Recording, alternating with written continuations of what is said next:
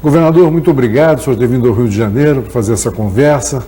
O senhor que nasceu em Salvador, é muito jovem ainda, sempre estudou escola pública, fez ciências sociais, mas se formou em economia.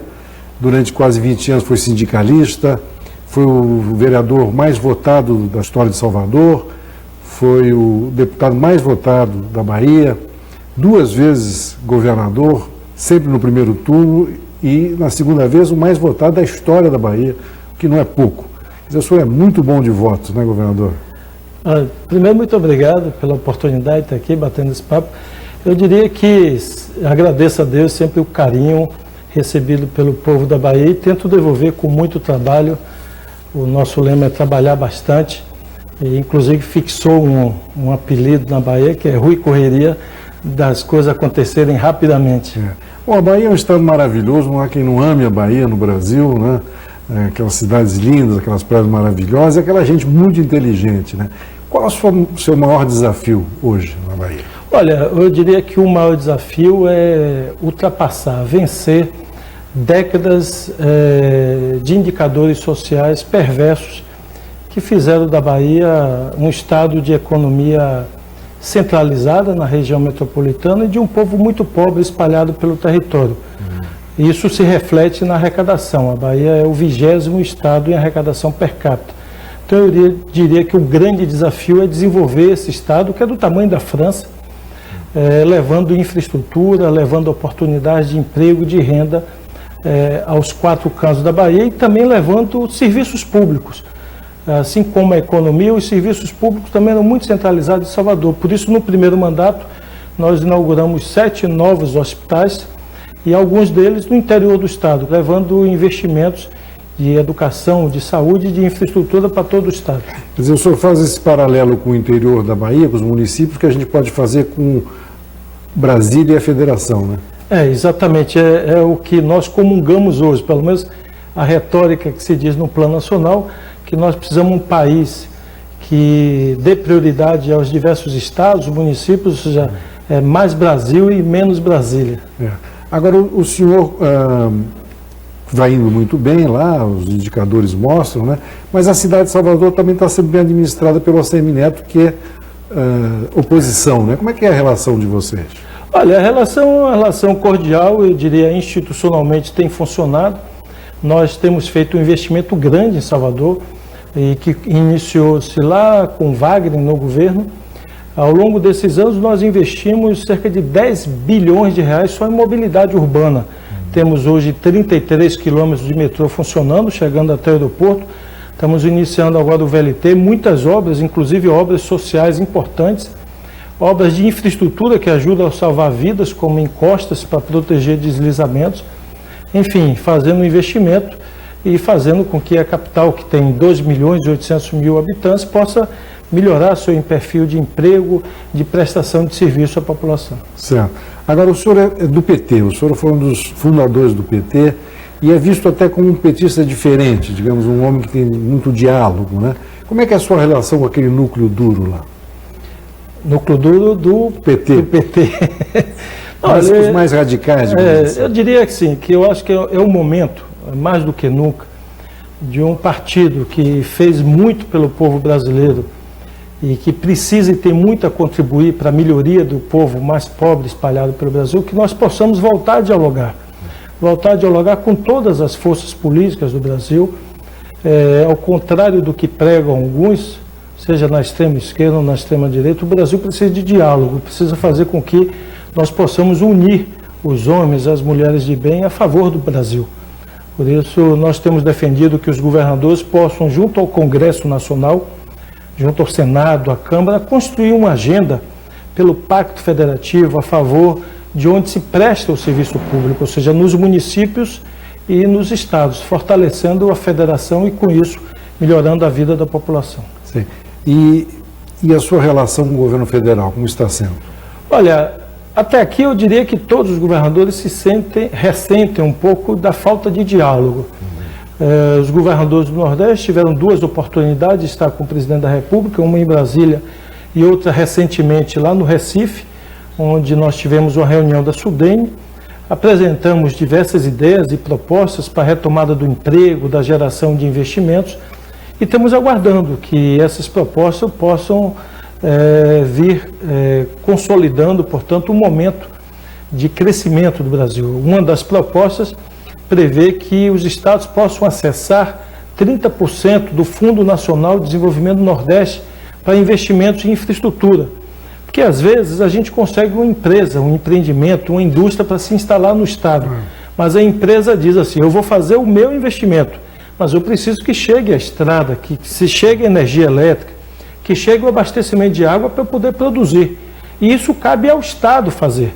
E no momento de crise é preciso que o Estado tenha a capacidade de fazer esse investimento básico para alavancar o investimento privado.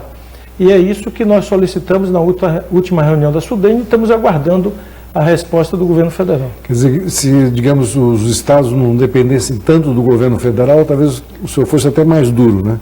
Eu diria que nós precisamos fortalecer o Pacto Federativo. Se nós olhamos para outros países, onde tem também um modelo federativo, eu diria que o Brasil é um caso inusitado, que tem federação e ao mesmo tempo não tem. A União é muito hegemônica na concentração dos recursos e quem de fato presta serviço ao povo de saúde, educação, de infraestrutura, são estados e municípios e, portanto, precisamos descentralizar recursos para melhorar a prestação desses serviços. Ainda sobre o PT, quer dizer, no Nordeste o PT ainda é muito forte, o senhor se reelegeu com uma votação brutal, mas no resto do país a imagem do PT se desgastou muito, né? Como é que o senhor acha que o PT tem que se refundar? O que fazer com o PT olhando para o futuro? Olha, eu tenho defendido que eu acho que o partido precisa voltar às suas origens. O PT era um partido que tinha uma capilaridade forte nas favelas, nas fábricas, nas escolas, e ao longo do tempo isso foi se perdendo. Eu acho que é preciso retomar essa proximidade com a sociedade. As redes sociais são importantes, mas elas não substituem, na minha opinião, a presença, aquele contato mais próximo aos eleitores, às comunidades. Eu diria que a grande diferença em relação ao Nordeste e a outras regiões é que lá nós procuramos manter esse contato permanente. Mesmo no caso nosso, que nós estamos no governo há 12 anos, eu, por exemplo, completei agora 500 viagens ao interior da Bahia. Agendas oficiais, não estou contando aí as viagens políticas, só agendas oficiais, 500 viagens. Eu completei agora 350 visitas às escolas. Eu me reúno com os alunos, com os professores, enfim. Mesmo no exercício do governo, é um exercício muito próximo à população. E isso ajuda até a esclarecer o que você não pode fazer, porque um governo nem sempre pode fazer tudo. Mas o povo quer se sentir parte e perto do governo, ouvindo que o governo ouça as demandas e, eventualmente, até possa explicar o que pode e o que não pode fazer. Eu vi dados do Tesouro, se não me engano, o senhor é o governador que mais investiu nesse primeiro bimestre e também o que mais economizou. Como é que fez essa mágica? Nós temos buscado economizar no custeio para aplicar na atividade fim.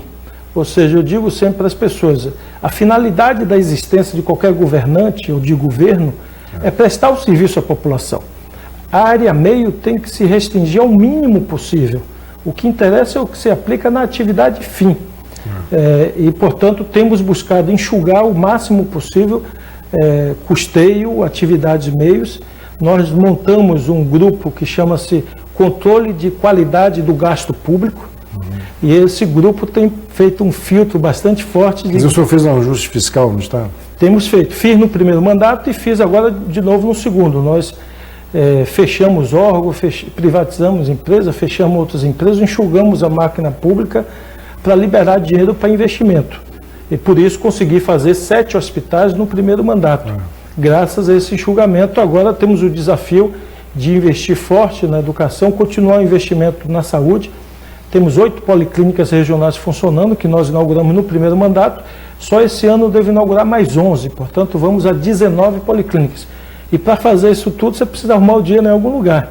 E na ausência de financiamento federal, temos que arrumar na própria máquina, melhorando a gestão e reduzindo o gasto de custeio. E o senhor falou em parceria público-privada, quer dizer, o senhor então é um homem, vamos chamar, de centro-esquerda moderno. Nós temos feito muitos projetos de parceria. Temos projetos na área de saneamento, o próprio metrô é um projeto de parceria público-privada, o VLT, que agora vai ser montado em Salvador e em Simões Filho, também é um projeto de parceria público-privada. O senhor não tem esse preconceito, Estado e... Não, eu acho que é o contrário. O que interessa ao povo é o que nós vamos fazer agora na área de saneamento. O povo quer a água, abastecimento de água. O povo quer a sua cidade com esgotamento sanitário. Não necessariamente se o dinheiro vem do público ou do privado, mas o povo precisa de ter suas necessidades atendidas. O que você precisa ter é uma nova estrutura organizacional, poder fiscalizar, monitorar, para que a qualidade do serviço seja bem prestada. O senhor vem de uma família humilde, quer dizer, fez uma carreira muito bonita, né, na vida privada e na vida pública, né? É difícil ser justo no poder, né, governador? Olha, eu diria mais que quando você lembra-se o tempo todo de onde você veio, a tarefa fica mais fácil. No domingo mesmo, voltei à rua que eu morava. Eu nasci numa favela, numa encosta, que o morro sempre desabava e morriam pessoas. E muitas vezes eu me lembro da adolescência que eu fui puxar pelas pernas com outras pessoas para tirar de pessoas debaixo do barro. Quando eu assumi em 2015, em maio de 2015, o lugar que eu nasci voltou a correr terra e voltou a morrer pessoas lá. E eu estou fazendo o maior investimento da história da Bahia em proteção de encostas. E eu voltei lá porque a rua que eu nasci, eu estou fazendo um investimento enorme para que ninguém morra mais naquele local, fruto de desabamento. E é uma emoção muito forte, você voltar ao lugar de onde você veio, de onde você nasceu. Vivi 20 anos na favela e, portanto, eu diria que se você mantiver a consistência de onde você veio, minha mãe dizia assim, a cabeça pensa por onde os pés pisam e por onde você caminhou.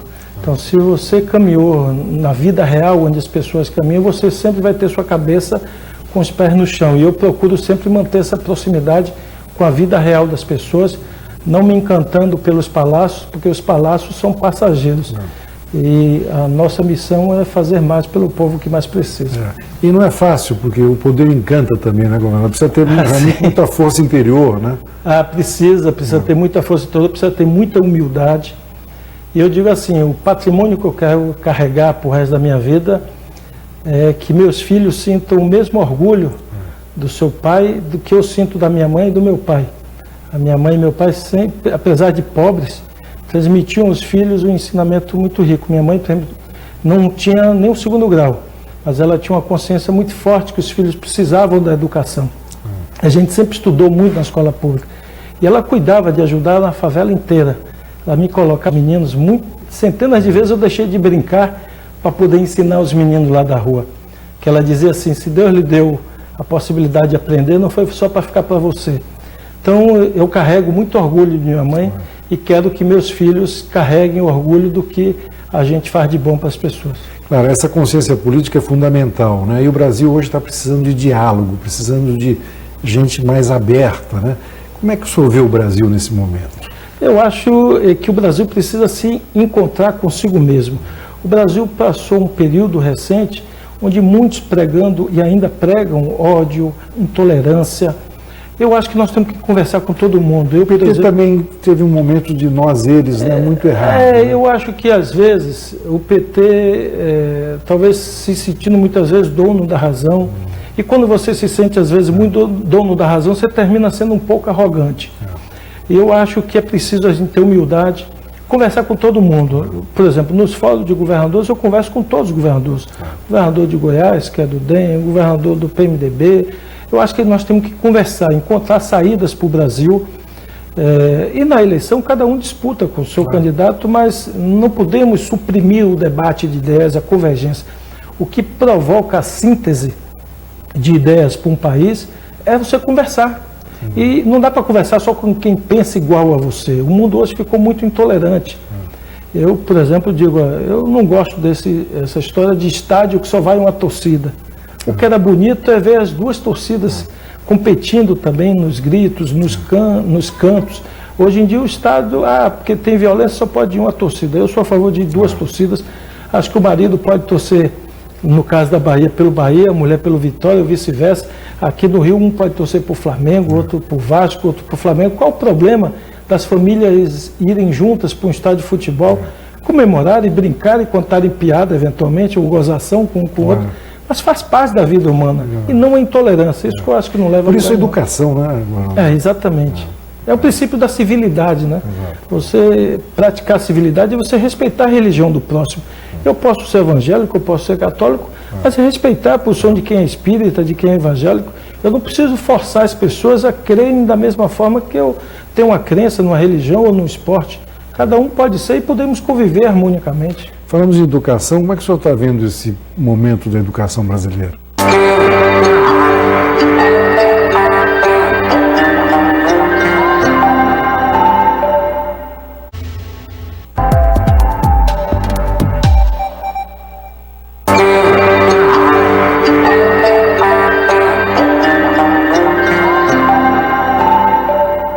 Falamos de educação, como é que o senhor está vendo esse momento da educação brasileira? É preocupante, né? Porque quando você percebe hoje o mundo inteiro, outros países investindo fortemente na educação, ciência e tecnologia. Ciência e tecnologia. O que faz o diferencial hoje do mundo é a pesquisa, é a ciência, é a aplicação da ciência em tecnologias.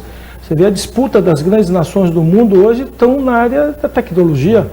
Está aí o 5G sendo disputado da China com os Estados Unidos, a Alemanha fazendo um grande investimento e convidando cientistas do mundo inteiro a fazerem pesquisa lá que eles vão financiar. Então, hoje eu vejo com muita preocupação, porque nós não estamos enxergando nenhuma proposição, nenhum horizonte para a educação brasileira. Você falando em tecnologia, me lembrei dos vazamentos, né, na questão aí dos procuradores com o ex-juiz Sérgio Moro, que hoje é ministro. Como é que o senhor vê essa questão? Olha, eu vejo de uma forma muito preocupante e eu quero deixar claro minha posição. Eu acho que não se trata de analisar o julgamento A, B ou C. Aqui, mais importante do que o julgamento das pessoas que foram feitos, se trata de definir o que nós queremos para a instituição brasileira. O que é que o Brasil quer de instituição do Ministério Público? Qual é a justiça que o Brasil deseja? Porque eu não conheço democracia sólida, forte, que tenha instituições fracas, que tenham instituições que não são respeitadas pela população. Então, um judiciário independente, forte, respeitado, ele é importantíssimo para a população. Um Ministério Público também respeitado, forte, é importante. E eu acho que, neste momento, a corporação não pode falar mais alto. Mais alto tem que falar a imagem da instituição. Quer dizer, o Brasil foi muito tomado pelas corporações, né? Eu digo sempre, acho que um dos graves problemas do Brasil é que as corporações tomaram o Estado brasileiro para si. Ao invés do Estado estar servindo a sociedade... Aí o senhor é um crítico do seu partido, né? Eu diria que eu sou crítico de todo mundo que defende corporações. A corporação não necessariamente é um bem à sociedade. Elas, quando se fecham, elas são um mal à sociedade. Elas tentam se proteger em desfavor da sociedade. Isso não é bom. Por isso, eu desejo que o próprio Ministério Público, que o próprio Judiciário possa determinar uma ampla e completa apuração desses fatos. Porque não é possível que juízes ou que promotores tenham uma atuação política partidária. Todas as principais nações do mundo proíbem que juízes tenham filiação político-partidária. Proíbe que promotores públicos tenham filiação político-partidária em qualquer lugar. É proibido. Por quê? E esse negócio de fins justificam os meios é um perigo, né? Não. Isso nunca termina bem. Nunca termina bem. Você sempre tende a desvios e a própria corrupção. Ela se favorece nessa tese de que os fins justificam os meios. Então é você manter vivo e reproduzir o que é a matriz da corrupção no mundo inteiro. Seja a corrupção para financiar a campanha, seja a corrupção para ocupar cargos públicos. Então, eu vou manipular a justiça para eu poder ter um cargo de ministro, eu vou manipular a justiça para eu chegar ao STF, eu vou mentir para a sociedade para ter um benefício para mim ou para a minha corporação. Então, eu acho que isso é péssimo e eu desejo, como cidadão brasileiro, não é como governador, que a própria justiça e que o próprio Ministério Público passe a limpo isso e deixe tudo claro para a sociedade. Falamos em corporações, me lembrei da Previdência. Qual o seu pensamento? Olha, o meu pensamento é que precisamos, agora o relator saiu, retirou aqueles 4 pontos que eu diria que alcançavam mais as pessoas pobres, eu acho que chegou a hora de afunilar posições e fazer ajustes sem, repito, prejudicar as pessoas mais pobres. Acho que o que o Brasil precisa é um pouco diminuir as diferenças. O Brasil é um país muito desigual, inclusive nos benefícios previdenciários, onde alguns têm grandes privilégios de acesso à previdência e outros têm poucos benefícios previdenciários. Eu cito aqui um exemplo da Alemanha. Outro dia eu estava conversando com o embaixador alemão e ele me dizia que na Alemanha não é permitido ter acúmulo de aposentadorias públicas. No Brasil você tem agentes públicos, tem 1, 2, 3 aposentadorias do governo. Mas dá para mexer nisso agora? Vão mexer? Não sei, vamos ver. Estou esperando aí o debate no Congresso. Eu acho que é melhor mexer em quem tem privilégio do que mexer em quem é mais pobre. Pois é, esses 3 poderes, você falou em pacto, que não existe um pacto, porque cada poder tem a sua força e seu lugar na sociedade, né? Como é que o senhor está vendo o Congresso hoje? Olha, nós estamos tentando, nós governadores, dialogar com o Congresso, que eu acho que na dificuldade de um diálogo para construir propostas com o Executivo, só resta aos governadores construir uma agenda com o Senado e com a Câmara dos Deputados.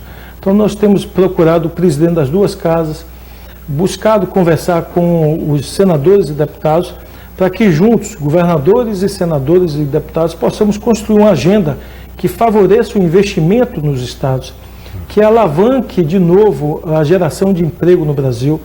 O Brasil está sofrendo muito, são 5 anos praticamente de recessão, crescimento de 0,2, 0,5, isso é uma recessão, se olha os 5 anos. Quem se formou nas universidades está desempregado, quem se formou em curso técnico está desempregado. Então eu diria que é uma angústia muito grande da sociedade brasileira, precisando que o país volte a crescer para gerar renda, para gerar emprego. O senhor sente o governo central muito fechado nesse diálogo, né? Eu diria que não tem uma agenda de diálogo ou de propostas para fazer o Brasil crescer. Eu fico muito preocupado com a questão da imagem do Brasil no exterior. O Brasil sempre teve uma trajetória de uma diplomacia internacional que sempre foi muito respeitada no mundo inteiro. A imagem do Brasil está se deteriorando rapidamente no exterior. Eu acabei de chegar de uma viagem internacional, todo mundo está muito preocupado, muitas perguntas sobre a instabilidade jurídica, política e institucional do país. Isso não é bom para atrair investimentos, porque ninguém vai investir num país que tem insegurança jurídica e institucional. Governador, estamos chegando ao final, infelizmente. A Bahia, como o Gil, lhe deu régua e compasso, né? A régua e compasso, eu diria que a liberdade, que é o lugar nesse... Eu disse isso até nesse domingo. A trajetória de vida, eu acredito muito nisso, que a base familiar, a sua comunidade, ela lhe forma como cidadão. Não é só apenas os valores que você carrega em si, mas você também é formado pela sociedade. Eu diria que a Bahia e a liberdade me deram régua e compasso, e eu espero poder ajudar mais a Bahia e os baianos, e também possa contribuir com o Brasil. Parabéns, governador. Boa sorte. Obrigado.